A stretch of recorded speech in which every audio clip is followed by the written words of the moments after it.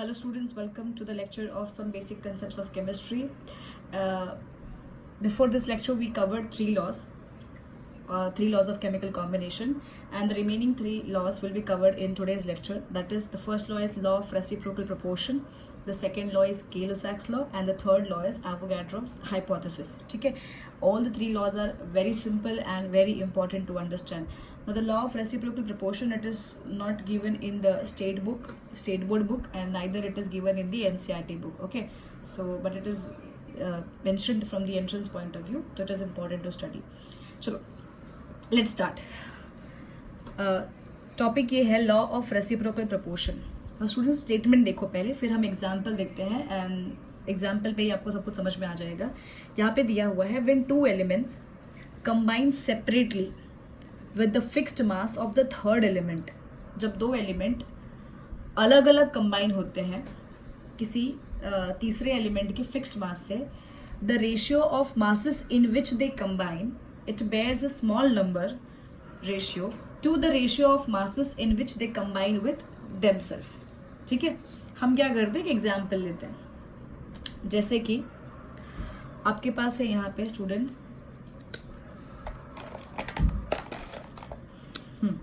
For example आपके पास है sulphur. ठीक है, सल्फर, और दूसरा आपके पास है बच्चों oxygen. Now when two elements combine separately with the fixed mass of the third element, तो मान लेते हैं स्टूडेंट्स कि सल्फर जो है, हम यहाँ पे जो आपका तीसरा एलिमेंट है उसको हम लेते हैं हाइड्रोजन. तीसरे एलिमेंट को हमने क्या लिया है, हाइड्रोजन. ठीक है, when two elements combines with the fixed mass of the third element, तो इसका मास आपको क्या रखना पड़ेगा, फिक्स्ड रखना पड़ेगा. इसका मास आपको क्या रखना पड़ेगा, फिक्स्ड रखना पड़ेगा. तो बच्चों सल्फर और हाइड्रोजन जब कंबाइन होते हैं तो आपको मिलता है H2S, that is hydrogen sulphide. And oxygen और हाइड्रोजन जब कंबाइन होते हैं तो आपको यहाँ पे क्या मिलता है, वाटर. करेक्ट है.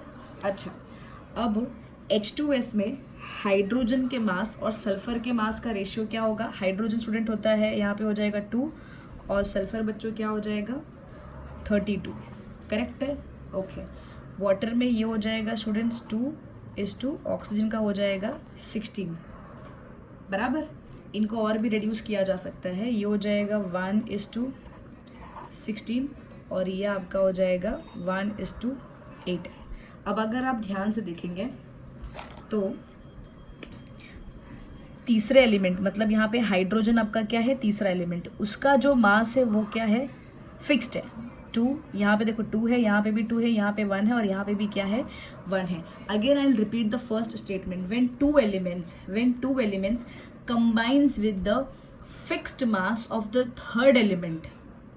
क्लियर है. अच्छा, then the ratio of masses in which they combine. ठीक है, अब हम क्या निकालते हैं कि हम यहाँ पे निकालेंगे the ratio of masses in which sulphur and oxygen combines themselves, और यहाँ पे हम निकालेंगे ratio of masses in which sulphur and yes. तो आपको ध्यान देने का यहाँ पे कि सबसे पहले हमको रेशियो निकालना है कि सल्फर और ऑक्सीजन जब सेपरेटली तीसरे एलिमेंट के साथ कंबाइन किए, तो जिस रेशियो में, जिस मास में वो कंबाइन किए, उस मास का क्या करने का है, रेशियो निकालने का है. दैट मीन्स यहाँ पे बेसिकली क्या आ जाएगा, sulphur and oxygen combine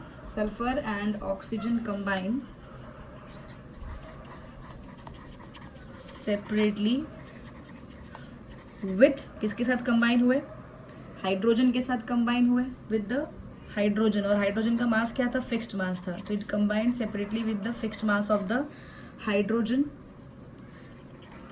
in the ratio of. तो यहाँ पे बेसिकली आपको बच्चों सल्फर इज टू ऑक्सीजन के हाइड्रोजन के साथ कंबाइन होने का मास निकालने का. मतलब यहाँ पे देखो सल्फर कितना था, 16 था, और स्टूडेंट्स यहाँ पे ऑक्सीजन कितना है, 8 है. करेक्ट है, 16:8. तो रेशियो यहाँ पे क्या आ जाएगा, 2:1. अब ध्यान से देखो, आखिरी स्टेटमेंट क्या है, आपको निकालना है the ratio of masses in which they combine with themselves. ये उनका सेपरेट कॉम्बिनेशन था। अब आपको निकालने का है कि जब वो लोग आपस में ही कंबाइन करते हैं तब उनके मासेस का रेशियो क्या होगा। तो आपस में कंबाइन होकर सल्फर बनाता है यहाँ पे स्टूडेंट्स, सल्फर डाइऑक्साइड बनाएगा। क्या बनाएगा? Sulphur dioxide. ठीक है, तो ये मैं आपको बता दूँ, सल्फर बच्चों होता है 32 और इस 2 ऑक्सीजन 16 इंटू 2 हो जाएगा 32। तो यहाँ पे रेशियो 1:1 आता है। तो यहाँ पे हम क्या लिखेंगे? Ratio of masses of sulfur is to oxygen while they combine with themselves। तो themselves में देखो क्या सल्फर इस टू ऑक्सीजन का रेशियो क्या आएगा? 32:32 मतलब क्या आ जाएगा? 1:1। अच्छा, अब यहाँ पे देखो, अगर आप स्टेटमेंट देखोगे ना तो स्टूडेंट्स हमको ये रेशियो का इसके साथ क्या करने का है? रेशियो निकालने का है। When two elements combine separately with the fixed mass of third element then the ratio of masses in which they combine it bears a simple number ratio to the ratio of masses. इस ratio का भी ratio निकालने का है। किसके साथ? जब वो आपस में कंबाइन होते हैं जो रेशियो आता है, और जब सेपरेटली कंबाइन होते हैं जो रेशियो, उनका भी अगर आप रेशियो निकालोगे तो आपको स्मॉल होल नंबर मिलेगा। मतलब 2:1 का मतलब क्या होता है बच्चों? 2/1। ठीक है, एंड 1:1 का मतलब क्या होता है? 1/1। तो बेसिकली आंसर यहाँ पे क्या आ जाएगा आपको? 2:1। तो ये जो रेशियो है ये क्या होता है? एक छोटी सी होल नंबर होगी। क्लियर है? याद रखो, 2 एलिमेंट होंगे, ये हो गया आपका तीसरा एलिमेंट। व्हेन 2 एलिमेंट्स, एक तो वो सेपरेटली कंबाइन करके कुछ कंपाउंड बनाएंगे जिसमें से तीसरे एलिमेंट का मास क्या रखने का है? फिक्स्ड रखने का है। तो रिमेनिंग 2 एलिमेंट का क्या करने का है? उनके मासेस के कॉम्बिनेशन का रेशियो निकालने का है। फिर जब वो लोग आपस में कंबाइन होंगे तो एक कंपाउंड मिलेगा, फिर उसमें उनके कॉम्बिनेशन का मासेस का जो रेशियो है उसको लिखो, और फिर इन दोनों रेशियो का भी रेशियो निकालो, और तब आपको आएगा सिंपल स्मॉल नंबर का रेशियो आएगा। ठीक है, एक और एग्जांपल हम लेते हैं। Okay, for example students, you have carbon first element and sulphur as the second element. ठीक है, और आपका यहाँ पे जो तीसरा एलिमेंट है वो है oxygen. Third element is the oxygen. Correct है। अब बच्चों, कार्बन और ऑक्सीजन जब आपस में कंबाइन होते हैं तो आपको क्या मिलता है? Carbon dioxide. और सल्फर ऑक्सीजन आपको क्या देते हैं? Sulphur dioxide. चलो, तो यहाँ पे हमको क्या करने का? ये तीसरा एलिमेंट है, तो डेफिनेटली इसका मास आपको क्या रखने का है? इसका मास क्या होना चाहिए? फिक्स्ड मास होना चाहिए। ठीक है, तो यहाँ पे देखो 12:2, ये कितना हो जाएगा? 32, और ये हो जाएगा 32:32। करेक्ट है। अच्छा, अब बच्चों 12:32 और यहाँ पे क्या आएगा? 32:32। नाउ जिसमें से अगर आप ध्यान रखिएगा तो ऑक्सीजन का मास क्या है? फिक्स्ड है। ऑक्सीजन का मास दोनों, तीसरे एलिमेंट का मास दोनों साइड क्या है? फिक्स्ड है। तो हमको किसका रेशियो निकालने का है? कार्बन का और सल्फर का ratio. Find out the ratio of carbon and sulphur when they combine separately. तो यहाँ पे I am writing ratio of masses of carbon and sulfur when they combine separately with oxygen। तब उनके carbon is two sulphur, देखो carbon कितना है? 12 is two sulphur कितना है? 32। ठीक है, तो इनका जो रेशियो है स्टूडेंट्स ये हो जाएगा 4:3:8। ये यहाँ पे रेशियो आया। ओके, अब तीसरी चीज क्या करनी है? इनको आपस में कंबाइन कराना है। कार्बन और ऑक्सीजन जब आपस में कंबाइन होते हैं तो जो कंपाउंड मिलता है बच्चों वो होता है कार्बन डाइसल्फाइड, CS2। ठीक है, तो अब हमको क्या करने का है? यहाँ पे निकालना है ratio of masses of carbon and sulphur when, यहाँ पे सेपरेटली के कॉम्बिनेशन का रेशियो निकालो, और इसे when they combine with themselves. So ratio of masses of carbon and sulphur when they combine with themselves. Correct है। अच्छा, तो कंपाउंड बनता है CS2, तो यहाँ पे स्टूडेंट हो जाएगा 12:32। 30 टू 2 ज़ा क्या होता है 64। तो आपको यहाँ पे रेशियो क्या आएगा 3:16, 4 ज़ा 64, तो यहाँ पे हो जाएगा 3:16। ये इधर रेशियो ये मिला लोवेस्ट और यहाँ पे रेशियो ये मिला, ठीक है। हमको इनका भी रेशियो निकालना है, तो और उसमें पहले सेपरेट वाला रहेगा। तो देखो 3/8 द होल अपॉन 3/16 क्या आएगा आंसर, ये 3 कैंसिल हो गया, ये 8 1 और ये क्या हो जाएगा 8 2 ये 2 किधर जाएगा ऊपर जाएगा। तो आपको स्टूडेंट रेशियो आएगा 2/1 दैट इज 2:1। एंड अगेन आप अगर देखोगे तो ये क्या है सिंपल होल नंबर रेशियो है। क्लियर।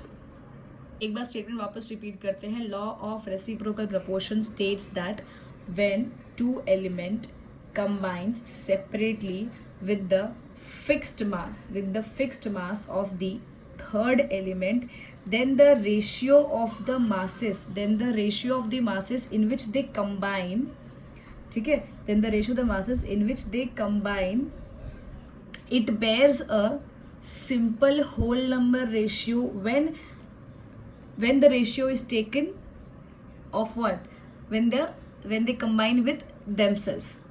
Clear है, in which they combine with themselves, it contains a simple whole number ratio. So the next law is Gay-Lussac's law.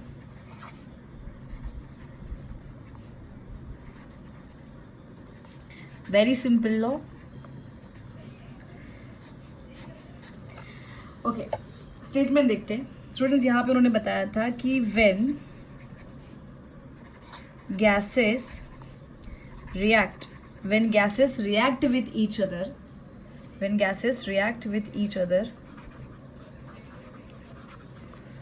they do so in volume, and which bears a simple whole number ratio to one another, and to the volume of the products formed only if they are also in gaseous state। ठीक है। तो ये law बोलता है कि जब gases react करते हैं आपस में, तो वो एक अगर उनके वॉल्यूम का आप रेशियो निकालोगे, ठीक है, तो वो भी क्या होता है एक सिंपल होल नंबर में आपको रेशियो मिलेगा। दूसरा इन्होंने जो बताया हुआ है कि अगर दो गैसेस को रिएक्ट करने के बाद एक प्रोडक्ट में भी अगर कोई गैस बनता है, तो उन सभी के वॉल्यूम का रेशियो क्या रहता है, it bears a simple whole number. समझ में आ रहा है? ठीक है। एक एग्जाम्पल देखते हैं students. For example you have, ऐसा पाया गया था कि हाइड्रोजन गैस प्लस मान लेते हैं आपके पास क्लोरीन गैस है, ठीक है, और इन दोनों को मिला के आपको बच्चों मिलता है HCl गैस। ठीक है, ये हो गया रिएक्शन बैलेंस्ड है। तो अंडर सिमिलर कंडीशन और under identical condition of temperature and pressure it was observed that, देखो सबका कोएफिशिएंट देखो, यहाँ पे कोएफिशिएंट है 1, यहाँ पे कोएफिशिएंट है 1, यहाँ पे कोएफिशिएंट है 2। तो ऐसा पाया गया था कि अभी यहाँ पे इनका जो रेशियो आ रहा है वो क्या आ रहा है 1:1:2। रेशियो क्या है इनका, इनके वॉल्यूम का रेशियो क्या है 1:1:2। ठीक है, इसका मतलब केमिस्ट लोगों ने ऐसे बताया कि अगर हमने एक बीकर में 1 सेंटीमीटर क्यूब हाइड्रोजन गैस ली है, तो आपको 1 सेंटीमीटर क्यूब क्लोरीन गैस भी लगेगा, और ये दोनों 1 सेंटीमीटर क्यूब कंबाइन होके आपको 2 सेंटीमीटर क्यूब HCl गैस देंगे।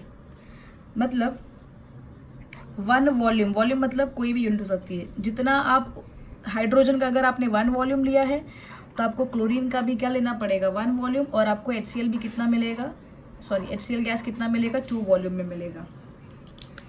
अगर मैं आपको एक और तरीके से बताऊँ इसको, तो जैसे कि 1 का अगर मैं फॉर एग्जांपल 100 करूँ, 100 मिलीलीटर अगर मैंने हाइड्रोजन गैस ली है, देखो इनका रेशियो क्या है 1:1। जितना आप हाइड्रोजन गैस लोगे उतना ही आपको क्या लेना पड़ेगा, 100 ml क्लोरीन लेना पड़ेगा, और आपको ये कितना मिलेगा, डबल 200 ml मिलेगा।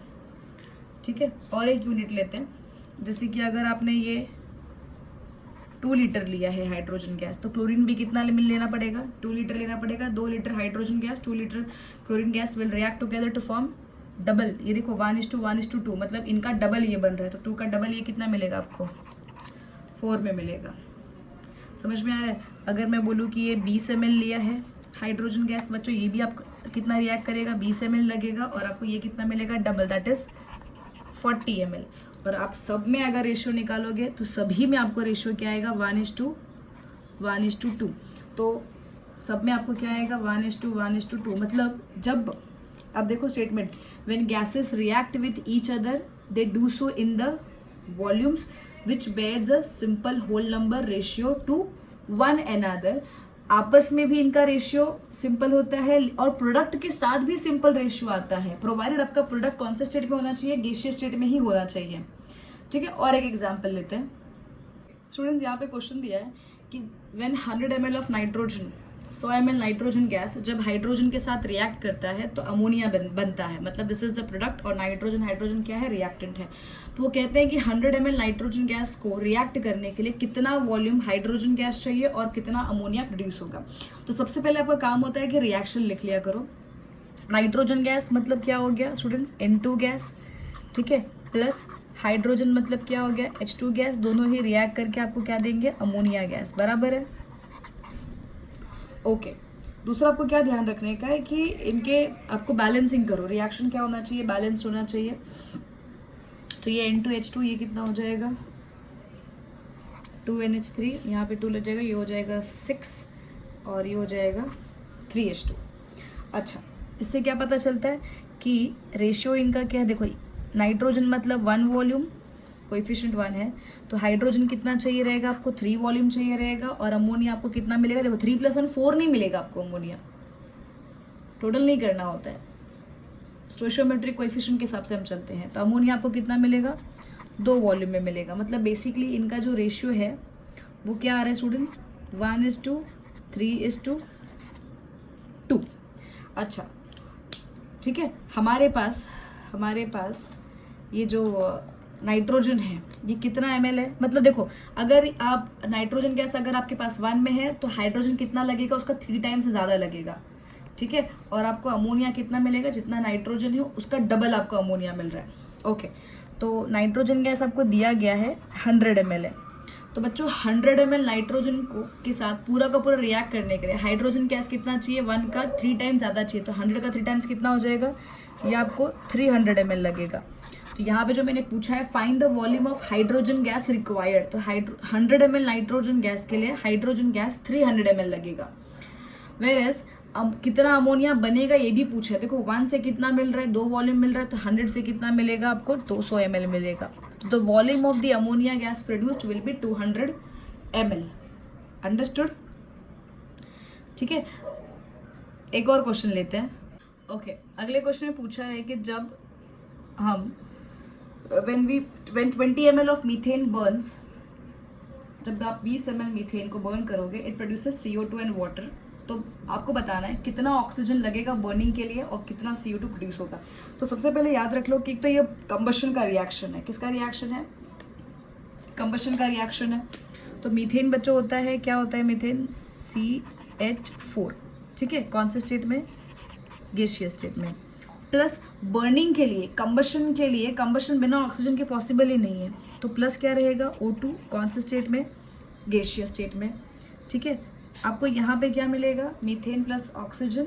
कभी भी कोई ऑर्गेनिक कंपाउंड को अगर आप बर्न करते हो, मतलब ऑक्सीजन के साथ अगर रिएक्ट करते हो, हमेशा 3 प्रोडक्ट तो फिक्स्ड है, कार्बन डाइऑक्साइड प्लस आपको मिलेगा वाटर, प्लस दूसरा क्या रहेगा, हीट और लाइट। फिलहाल हीट लाइट से मतलब नहीं है, ठीक है, सबका फिजिकल स्टेट भी पता होना बहुत ज़रूरी है। CO2 होता है गैसियस स्टेट, वाटर यहाँ पे हो जाएगा लिक्विड स्टेट।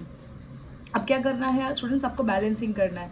तो बैलेंसिंग के लिए आप ज़रा देखोगे अगर, तो कार्बन तो एक एक है, हाइड्रोजन यहाँ पे कितना है 4 है, यहाँ पे कितना है 2 है, तो आपको वाटर के आगे क्या लगाना पड़ेगा, यहाँ पे हो जाएगा 2। अब इससे ऑक्सीजन कितना हो गया 2 + 2 4, यहाँ पे आ जाएगा 2। ठीक है, मतलब बेसिकली इस रिएक्शन का रेशियो है 1:2, 2:2, 1:2, करेक्ट है। अच्छा, इसका मतलब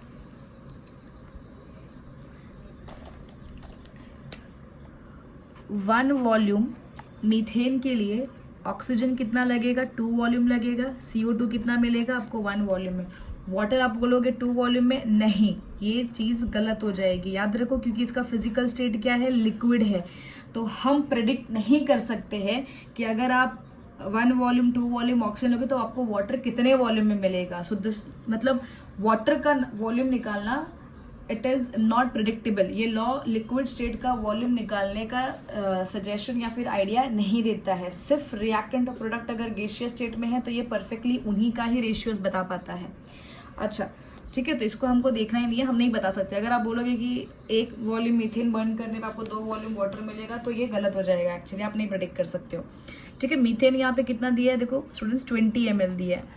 ठीक है, और आपको पूछा है कि कितना वॉल्यूम ऑक्सीजन लगेगा। देखो एक के लिए कितना लगा है 2 वॉल्यूम, तो 20 ml के लिए कितना लगेगा आपको ऑक्सीजन, यस 40 ml लगेगा। ओके, और कितना CO2 प्रोड्यूस होगा, देखो 1 से कितना CO2 प्रोड्यूस हो रहा है, 1 ही हो रहा है, तो 20 से कितना हो जाएगा 20 होगा। तो आप लिखोगे after burning 20 ml of methane, 40 ml of oxygen is required and it will lead to the production of 20 ml of carbon dioxide gas। ठीक है, यहाँ पे लिख लो Gay-Lussac's law is only applied for the gases, we cannot determine the volume, what volume of water is produced by applying this law। ये law को apply करके आप water की वॉल्यूम नहीं बता सकते, क्योंकि इसका फिजिकल स्टेट क्या है, लिक्विड। ये सिर्फ और सिर्फ किसके लिए एप्लीकेबल है, रिएक्टेंट और प्रोडक्ट जो गैसियस स्टेट में है उन्हीं के वॉल्यूम के रेशियोज के बारे में आइडिया देता है। समझ में आ रहा है, तो लिखो Gay-Lussac's law is only applied for the gases, we cannot determine the volume of the water over here by just applying the law। ठीक है, वाटर कितना प्रोड्यूस हुआ है हमको नहीं पता रहेगा, उसके लिए आपको एक्सपेरिमेंट करना पड़ेगा, और एक्सपेरिमेंटली आपको मेजर करना पड़ेगा कि 1 से कितना वॉल्यूम वाटर प्रोड्यूस हो रहा है। थ्योरेटिकल आंसर हम नहीं दे सकते। तो आपको एक रिएक्शन दिया हुआ है दैट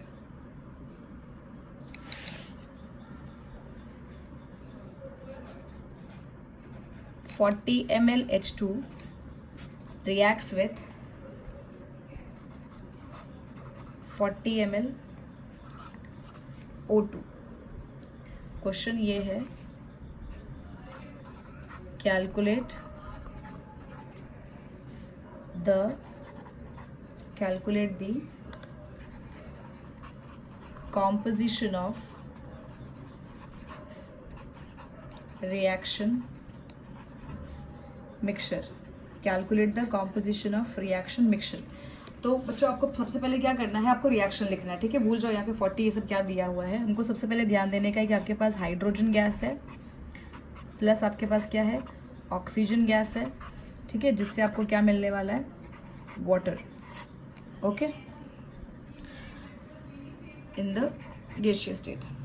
ऑलराइट, दूसरा आपको ध्यान देने का कि बैलेंस होना चाहिए।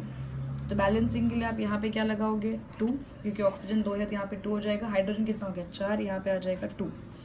अब वेरी इंपॉर्टेंट, तो इनका जो रेशियो, सबसे पहले आप रेशियो लिखो। तो बच्चों रेशियो क्या है यहाँ पे, 2 वॉल्यूम हाइड्रोजन गैस के लिए आपको ऑक्सीजन कितना चाहिए, 1 वॉल्यूम चाहिए, और वाटर आपको कितना मिलेगा 2 वॉल्यूम मिलेगा। कितना मिलेगा वाटर आपको 2 वॉल्यूम, करेक्ट है।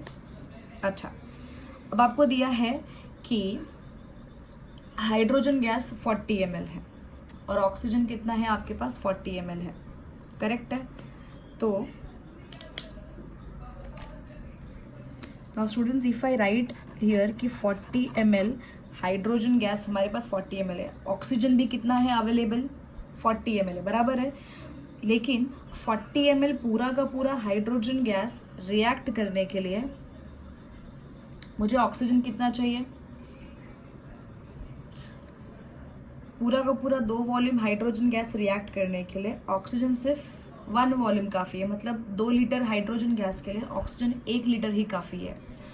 तो 40 ml हाइड्रोजन गैस है जिसमें से ऑक्सीजन आपके पास कितना है 40 है, पर हमको 40 आपके पास अवेलेबल है, पर क्या 40 का 40 चाहिए क्या? नहीं, 40 में से रिएक्ट कितना हो जाएगा? सिर्फ 20 ही रिएक्ट होगा। तो 40 में से 20 ml रिएक्ट कर जाएगा, करेक्ट है, और रिमेनिंग कितना रह जाएगा? रिमेनिंग O2 विल बी कितना? 40 में से 20 गया तो 20 ml क्या हो जाएगा? अनरिएक्टेड रह जाएगा। क्या हो जाएगा? अनरिएक्टेड। स्टूडेंट, जो रिएजेंट हमारे पास ज़्यादा होता है या बच जाता है रिएक्शन के एंड में, ठीक है, या तो आप ऐसे अगर बोलो कि पूरे के पूरे 40 ml ऑक्सीजन को रिएक्ट करने के लिए आपको हाइड्रोजन कितना डबल चाहिए था, 1 के 2 होता है, तो 40 के लिए आपको हाइड्रोजन कितना चाहिए था? 80 चाहिए था, बट हमारे पास कितना है? 40 है, बराबर है। मतलब बेसिकली यहाँ पे हाइड्रोजन की क्या थी? कमी थी। ऐसे रिएजेंट को हम लोग बोलते हैं लिमिटिंग रिएजेंट। क्या कहते हैं इसको? लिमिटिंग रिएजेंट, बिकॉज ये कम पड़ गया। या फिर लिमिटिंग रिएजेंट वो रिएजेंट होते हैं जिससे रिएक्शन रुक जाए, स्टॉप हो जाए, करेक्ट है, बिकॉज कंटेनर के अंदर अभी भी 20 ml oxygen gas unreacted state में है। और ऐसे रिएक्टेंट जो ज़्यादा अमाउंट में प्रेजेंट है उसको आप एक्सेस रिएजेंट बोलोगे। क्या बोलोगे उसको students? Excess reagent. And the one which is present in less amount it is called as limiting reagent. समझ में आ रहा है? इसके हाइड्रोजन गैस खत्म हो गया करके रिएक्शन रुक गया, नहीं तो फिर आपके 40 ml ऑक्सीजन गैस को पूरा का पूरा रिएक्ट करने के लिए आपको हाइड्रोजन कितना चाहिए था? 80 चाहिए था। अच्छा, अब फिलहाल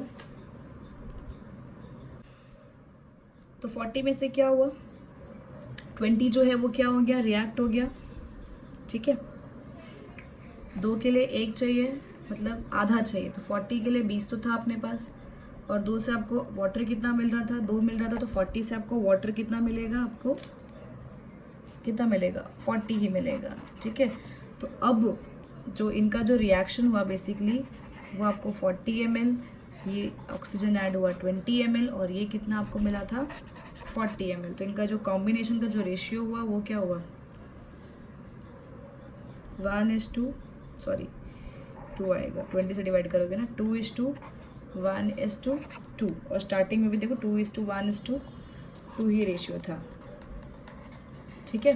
so this is the law of, this is Gay-Lussac's law which gives an idea that how gases combine with each other in volume and which bears a simple whole number ratio to one another with the reactant as well as with the product, provided all the reactant and product must be in the gaseous state। आप liquid state का कितना volume में बनेगा आप predict नहीं कर सकते हैं, ठीक है। Now let's move on to the last law, that is Avogadro's hypothesis. Okay, so student, this is Avogadro hypothesis which states that equal volume of all the gases contains equal number of molecules under identical condition of temperature and pressure।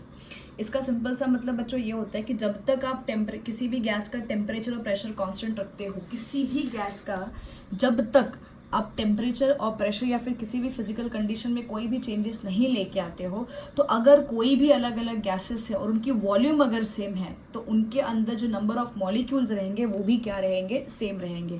For example हमारे पास एक container है, ठीक है, हमारे पास एक container है और इसमें आपने मान लेते हैं कि इसमें इसका जो वॉल्यूम है दैट इज 1000 ml। कितना वॉल्यूम है बच्चों? 1000 ml, ठीक है। तो 1000 ml फॉर एग्जांपल इसमें आपने ऑक्सीजन गैस रखा है, ठीक है। 1000 ml इस कंटेनर में ऑक्सीजन गैस प्रेजेंट है, और मैं आपको बता देती हूँ कि दिस 1000 ml ऑक्सीजन गैस के अंदर for example n number of molecules है। कितने नंबर ऑफ मॉलिक्यूल्स है? n नंबर ऑफ मॉलिक्यूल्स है, ठीक है। काउंटिंग ऐसे करोगे ना तो आपको काउंट करते करते आपको n ऑक्सीजन मॉलिक्यूल्स आएंगे। तो मान लेते हैं कि अपने पास एक और कंटेनर है, ठीक है, और उस कंटेनर की भी वॉल्यूम 1000 ml है और आपने उसमें दूसरा गैस भरा, लेकिन ठीक है, for example 1000 ml of any gas, any other gas, कोई भी गैस हो सकता है, जो भी गैस आप जानते हो, ammonia gas, CO2 gas, methane gas, any gas, ठीक है, हाइड्रोजन सल्फाइड गैस। तो याद रखो कि जब तक आप और आपने दोनों ही कंटेनर का टेम्परेचर एंड प्रेशर क्या रखा है, फिक्स्ड रखा है, सेम रखा है, ठीक है। तो रिमेंबर, जब आपके अलग अलग गैसेस की वॉल्यूम सेम हो और टेम्परेचर प्रेशर भी सेम हो, तो उन गैसेस के अंदर नंबर ऑफ मॉलिक्यूल्स भी क्या रहेंगे, सेम रहेंगे। Equal volume of different gases at same temperature and pressure will contain same number of molecules, that means equal number of molecules. इसका मतलब 1000 ml ऑक्सीजन गैस है, 1000 ml कोई भी गैस है, और इस गैस के अंदर कितने मॉलिक्यूल्स है, इस कंटेनर के अंदर कितने मॉलिक्यूल्स है, ऑक्सीजन के n मॉलिक्यूल्स है। तो इस कंटेनर के अंदर भी जो भी गैस प्रेजेंट है उसके अंदर भी n मॉलिक्यूल्स ही होगा। कितना मॉलिक्यूल्स होगा, n मॉलिक्यूल्स होगा, ठीक है। फॉर एग्जाम्पल एक और आगे देखते हैं हम लोग, जैसे कि स्टूडेंट्स आपके पास, just wait, for example you have 1000 ml of, आपके पास फॉर एग्जाम्पल अमोनिया गैस है, ठीक है, 1000 ml ऑफ अमोनिया गैस, उसके अंदर अमोनिया गैस एक है, ठीक है, 1000 ml है, और उसके अंदर फॉर एग्जाम्पल n मॉलिक्यूल्स है। कितने मॉलिक्यूल्स है, n मॉलिक्यूल्स। तो बच्चों अगर आप 1000 ml CO2 गैस भी ले लिए तो उसके पास भी कितना मॉलिक्यूल्स होगा, सेम मॉलिक्यूल्स, मतलब उसके पास भी जब वॉल्यूम सेम है तो नंबर ऑफ मॉलिक्यूल्स भी कितना रहेगा, सेम ही रहेगा, ठीक है। अगर आप वॉल्यूम को हाफ कर दोगे, मतलब अगर आपने 500 ml ऑफ CO2 गैस ले लिया, तो बच्चों देखो 1000 ml पे नंबर ऑफ मॉलिक्यूल्स कितने थे, n थे, ठीक है। तो 500 ml पे भी नंबर ऑफ मॉलिक्यूल्स भी क्या हो जाएगा, आधा, मतलब कितना हो जाएगा, n/2 मॉलिक्यूल्स, ठीक है। अगर आप वॉल्यूम डबल कर दोगे, मतलब 1000 से अगर आपने फॉर एग्जांपल 2000 ml कर दिया, 2000 ml कोई भी गैस ले लो, मीथेन गैस ले लिया for example, 2000 ml of methane gas, तो देखो 1000 पे कितना नंबर ऑफ मॉलिक्यूल्स थे, n था, 1000 का आधा किया तो मॉलिक्यूल्स क्या हो गए, आधे हो गए। 1000 का डबल आपने किया, जब आप वॉल्यूम डबल करोगे तो नंबर ऑफ मॉलिक्यूल्स भी क्या हो जाएगा, डबल हो जाएगा। वॉल्यूम अगर डबल करोगे तो नंबर ऑफ मॉलिक्यूल्स भी क्या हो जाएगा, डबल। तो 2000 ml पे आपके पास कितने ये गैसेस रहे, मॉलिक्यूल्स रहेंगे, यहाँ पे आपको डबल कितना होगा इसका, 2n हो जाएगा, 2n मॉलिक्यूल्स। क्लियर, ठीक है। अब इन सब स्टेटमेंट का बच्चों एक ही मतलब निकलता है, that remember Avogadro's hypothesis states that therefore volume of any gas, कहना इसे, आपने वॉल्यूम डबल किया तो नंबर ऑफ मॉलिक्यूल्स डबल हुए, वॉल्यूम आधा किया तो नंबर ऑफ मॉलिक्यूल्स आधा हो गए, वॉल्यूम अगर आप 4 टाइम बढ़ा दोगे तो नंबर ऑफ मॉलिक्यूल्स भी 4 टाइम्स बढ़ जाएगा, वॉल्यूम अगर आप 4 टाइम्स कम कर दोगे तो नंबर ऑफ मॉलिक्यूल्स भी 4 टाइम्स क्या हो जाएगा, कम हो जाएगा। दैट मीन्स दोनों के बीच का जो रिलेशन है वो क्या है, डायरेक्टली प्रोपोर्शनल है। जो चेंजेस इसमें आएगा उतना ही चेंजेस इसमें भी आएगा। So volume of any gas at constant temperature and pressure, ये सेम होना चाहिए। Volume of any gas at constant temperature and pressure, it is directly proportional to the number of molecules. ये डबल वॉल्यूम तो number of molecules भी double, ये अगर आधा तो मॉलिक्यूल्स भी क्या हो जाएंगे, आधा हो जाएंगे, ठीक है। ये 4 गुना बढ़ा दोगे तो नंबर ऑफ मॉलिक्यूल्स भी 4 टाइम्स बढ़ जाएंगे। अगर आप 1000 ml का गैस का 3000 कर दिया तो वॉल्यूम n से क्या हो जाएगा, 3n हो जाएगा। समझ में आ रही है बात, ठीक है। तो याद रखो एवोगैड्रोस हाइपोथेसिस क्या है, equal volume of all the gases. जब तक वॉल्यूम आपने सेम रखी है तो उस गैसेस में जो नंबर ऑफ मॉलिक्यूल्स रहेंगे वो भी क्या रहेंगे, सेम रहेंगे। कब, जब तक आपने टेम्परेचर प्रेशर भी क्या रखा हो, सेम रखा हो। कोई भी चेंजेस आपने टेम्परेचर फिजिकल या फिर किसी भी टेम्परेचर प्रेशर या फिर किसी भी फिजिकल कंडीशन में कोई भी चेंजेस नहीं किए होने चाहिए।